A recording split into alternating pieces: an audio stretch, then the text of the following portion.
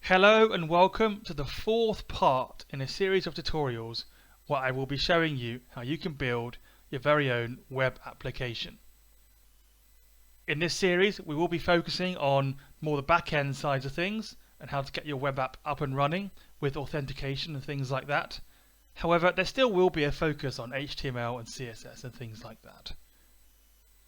In this part we're going to be looking at a summary of everything and how everything fits together. And then we're also going to be showing you how you can link pages with a button. And I'll be giving you an example of that as well. So first things first, let me just give you a summary of how everything fits together before things start getting more complex and a bit more confusing, and we're going to have to walk through things a bit more sort of in depth and a bit more slowly. So we have four main elements here. We have HTML, we have the Python, we have CSS, which has been mentioned a couple of times, and we have JavaScript, which has also been mentioned a couple of times. So what I'm going to do is show you how they all sort of fit together.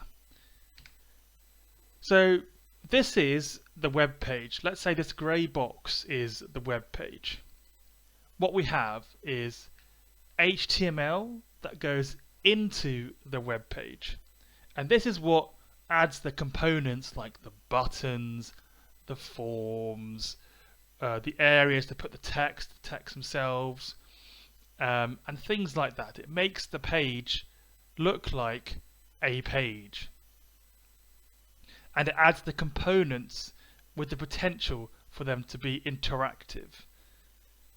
But the interactivity is not there yet. And what provides the interactivity is the JavaScript. For example, the HTML renders the button on the page, but the JavaScript is what makes the page functional, is what makes that button do something when clicked. So that's how the JavaScript fits into the web page. And then on top of that, you have something called CSS, which takes that HTML and that web page and it makes it look even better. So CSS adds that extra level of making it look really nice.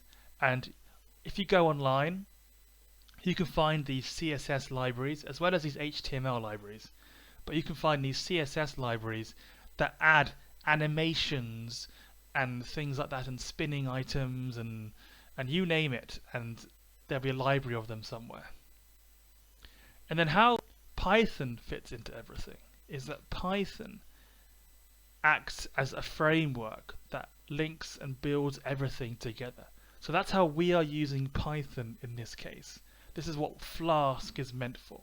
So Flask creates that web framework. And how that web framework reacts or acts to sort of join everything together is through APIs, so application performance interface.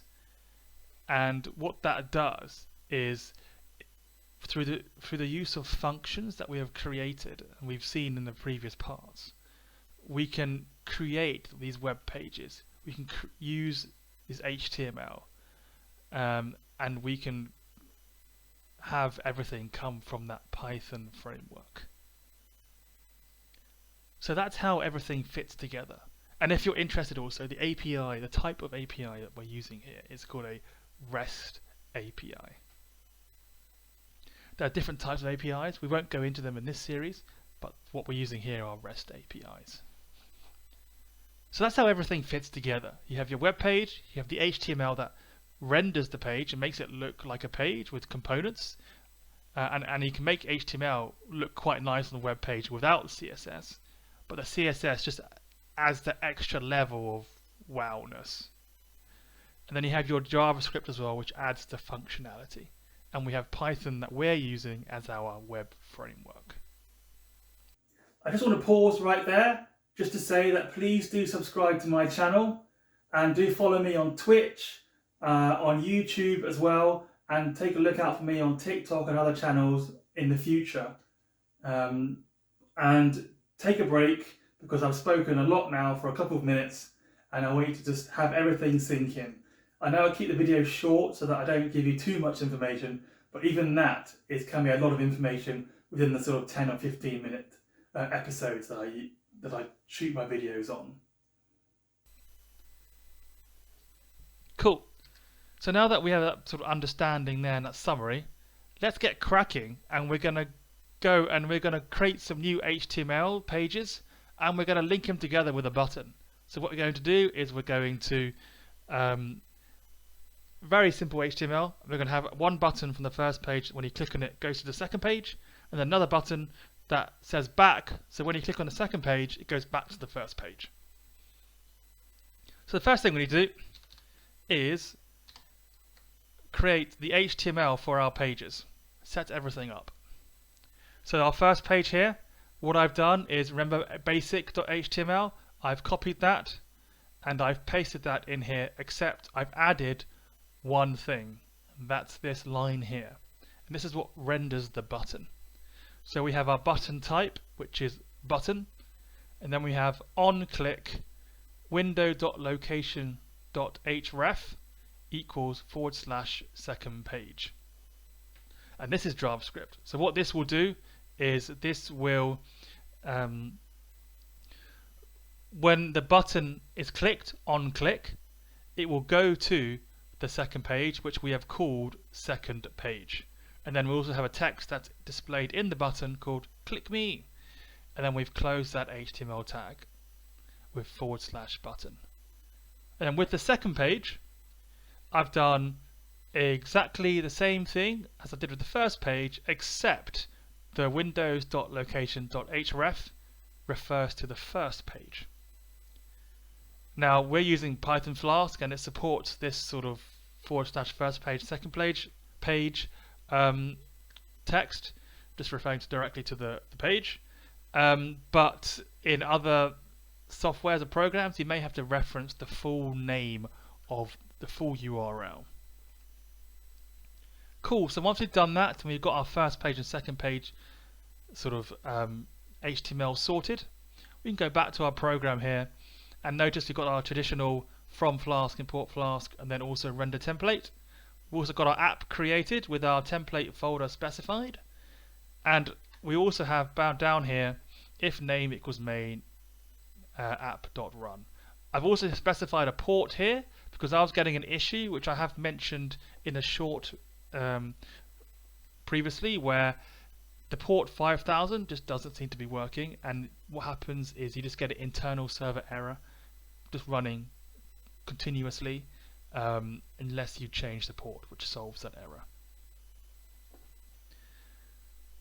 Right, so after we've created our HTML and our sort of very basic framework for our Flask app, we now need to create our very own pages that link to this HTML from our Flask app. So the first thing is do app.root / first page. So now when we go to our URL, which is 127.0.0.1 / first page, we want it to render the first page HTML, which is done by having a function created called def first_page, and then you return render template, calling in our import Flask first page HTML. And we've done exactly the same thing with the second page HTML, except we've called it second page instead of first page.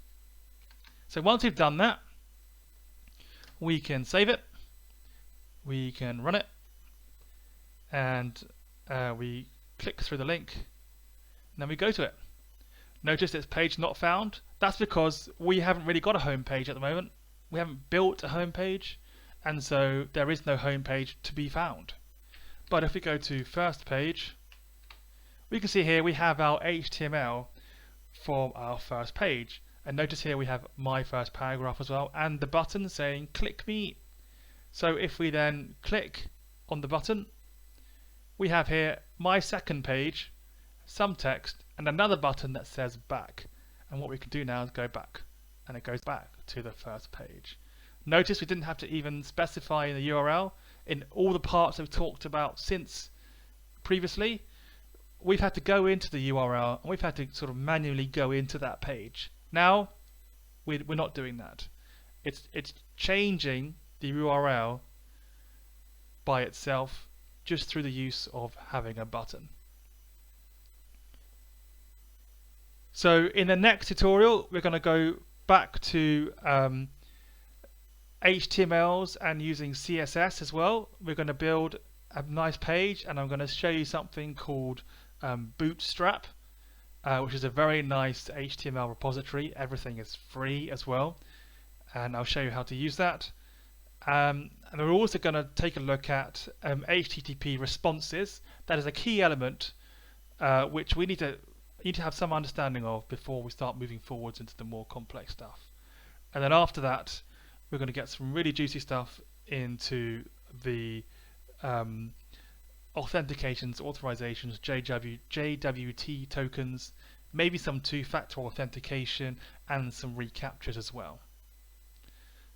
So I hope you enjoyed this tutorial. Please do check out my other tutorials. Please do check out the previous part if you didn't quite understand it, because everything will does get more complex as time goes, as the episodes go on. And please do like it if you do like it. Please do subscribe to it if you do want to subscribe, or if you do like it. It really helps if you subscribe. And do share it to others who you feel may benefit from these videos or from any videos on my channel. And then, yeah, I'll catch you in the next video. Thanks very much for watching.